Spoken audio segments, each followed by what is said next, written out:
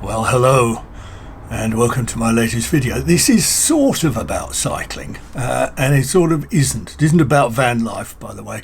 That's coming later. It's a bit of a rant, but a little bit of an odd one. So listen up and see what you think. And I'd be very interested to get your comments down below at the end of it when you've heard it. So here is the story.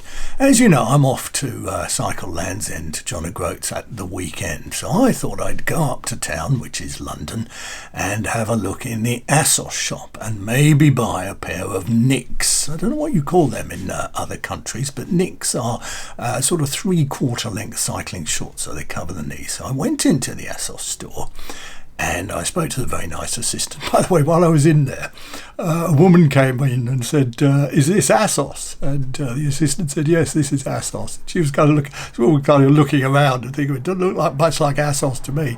And the assistant, "No, you meant the other ASOS, and that's online." So I was in there. I was talking to the assistant. I said, "Have you got a pair of Nicks?" And she's found them. So I tried them on. So I went into the changing room, tried on the pair of Nicks, admired myself in the mirror, but decided they weren't for me. So I came out of the changing room and I spoke to the very nice assistant and I said, "Actually, I'm not going to take them, thank you very much, and they're not right for me."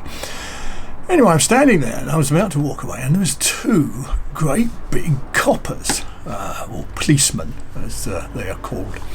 And they were loaded down with about 1,400 bits of equipment, you know, like Batman with utility belts, and they both had big guns on their and holsters on their legs and so forth. And they were kind of blocking the way. So and I said, "Hey, you're looking for me?"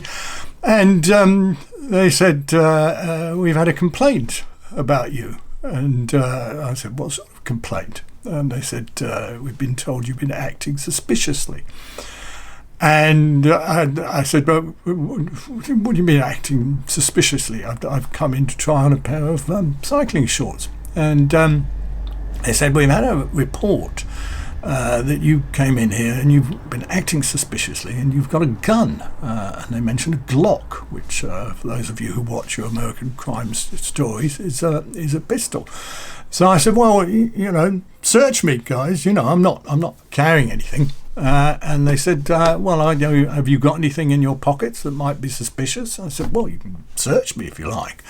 And they said, "What have you got in your pocket?" So I pulled out my wallet and I showed them. And then I pulled out my iPhone. My iPhone is in a battery pack, so it's quite a big battery pack and it's quite heavy, but it doesn't look anything like a Glock pistol.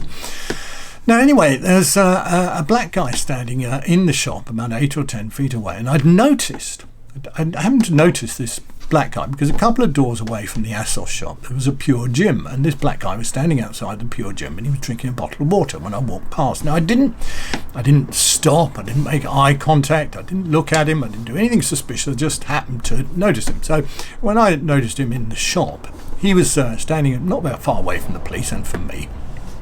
And the police said to him, "Could you kind of stand over there, please, sir?"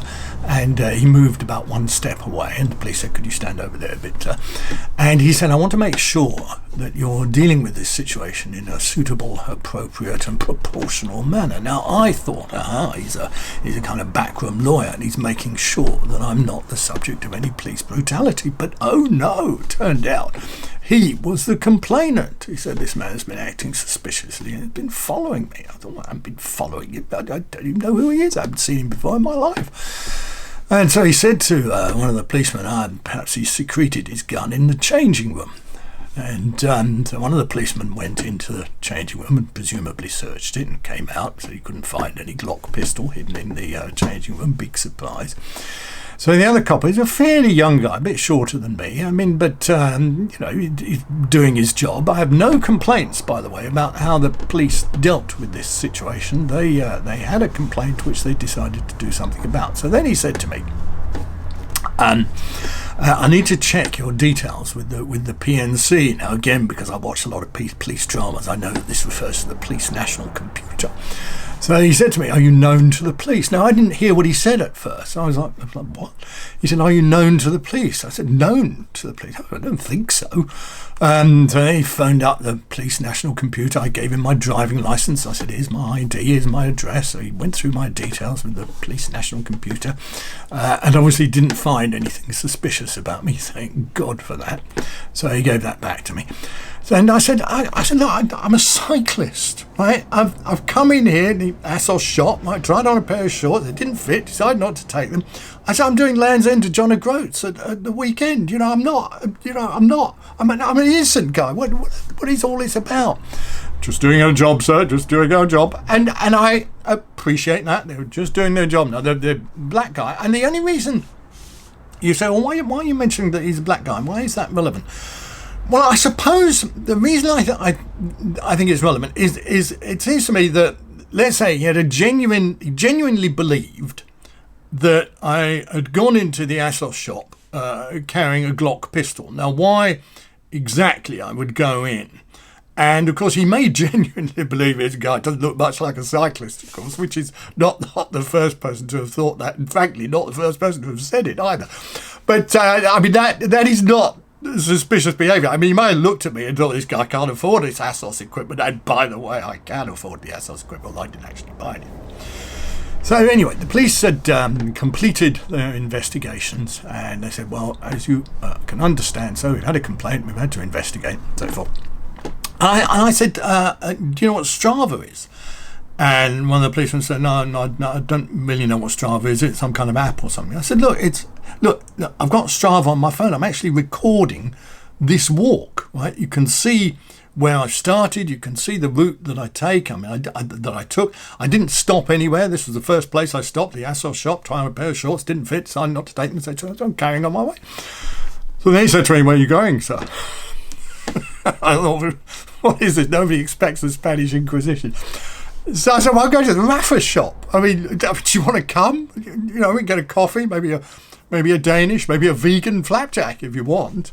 And he said, no, I'll just walk with you a little way, so make sure this guy's not following you. So he walked with me beside. And there I am. I'm walking up Lower Regent Street to Piccadilly Circus. Right, there's me, little old guy, doesn't look much like a cyclist. Big burly, actually he wasn't that big, but he was a guy, burly, actually wasn't that burly. But a copper loaded down with kind of Batman's weapons, a big Glock pistol, or whatever pistol it is that the coppers use these days, on his leg. And he walks up with me to Piccadilly Circus. Of course, everyone's looking at me, as I'm escorted on my way to the Rafa shop, where incidentally I didn't buy anything either, and luckily was not accosted and deeply questioned by the police. Now, I am kind of laughing about this now as I recount it to you, but it wasn't really a very funny experience, and in fact it was quite an unpleasant experience. Now, I have a friend, right, who is a black guy, and he gets stopped quite a lot by the police, and he says that the thing he doesn't like, or one of the things he doesn't like, is this kind of air of mistrust, right?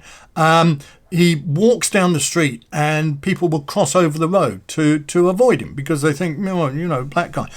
And to me, right, I will never know, right, what it's like to be a black guy, right? I will never understand that feeling.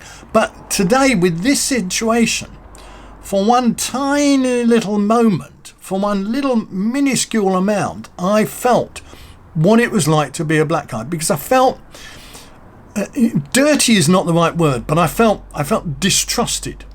I felt that people were suspicious of me for no reason whatsoever. I don't act suspiciously. I know I say some kind of weird things on the YouTube occasionally. I know a lot of people think they make comments saying I'm kind of weird, and some people make incredibly nasty comments about me, but I'm not a suspicious acting person. Don't think I'm looking anything like a terrorist. I'm a white guy. I've got red hair. It's greying a bit. I've got a bit thin around the face because I've been on a diet. But I'm wearing this. I was wearing this top. I was wearing a Uniqlo jacket, pair of sweatpants. I mean, I wasn't dressed particularly cheaply. I wasn't dressed particularly expensively. I was just minding my own business. But for one moment there, I felt what it was like for people to be suspicious of you and to be mistrustful of you. Now, I've always been one of those people who says, "Oh yeah, why are you worrying about stop and search? You know, if you haven't got anything, if you haven't done anything wrong, you've got nothing to worry about." Well, now that it's happened to me, guys, that ain't the attitude at all. Being stopped, and okay, I wasn't searched. I don't quite know why they didn't search me. I was quite happy to be searched, but to be stopped in that situation, and yes, it makes you nervous. It makes you worried. It makes you concerned. It probably makes you act a little bit suspiciously. Now, I have two normal responses generally in that situation. One is to be quite belligerent and quite rude, and the other is to make some rather I was going to say off colour, but not off key jokes, because my response sometimes to stressful situations is to try and bring out some humour, which sometimes works, but often doesn't. So, you know, I mean, I didn't say to these coppers, "Do I look like a cyclist to you?" Or rather, "Do I not look like a cyclist to you?" Which might have elicited the wrong kind of response. But I said, "I'm doing." Look, here I said to one of the guys, "I've got a YouTube channel." I said, "Look," but I couldn't bring it up on my phone because I didn't have the mobile data switched on. So I was kind of nervously tapping my phone, trying to bring up YouTube so I could show to him, "Look, I've got a YouTube channel. It raises money for charity. If you want to, you know, donate a few bob to a food bank, etc., etc." Well, that's it. I mean, that's the kind of rant. I mean, what do you think about that? Has it happened to you? Have you been stopped and searched? Have you been in the ASOS shop trying to tying on a pair of shorts and you decide not to take them, and then you get stopped by a couple of coppers? I mean, now let me finish by saying the coppers behaved entirely appropriately. I have nothing to complain about in the way that they treated me. They were unfailingly polite. They'd had a report of something and they investigated, as was entirely proper and appropriate. But the way it made me feel, I'm a little bit. My attitudes are changing. Maybe my attitudes are changing to things.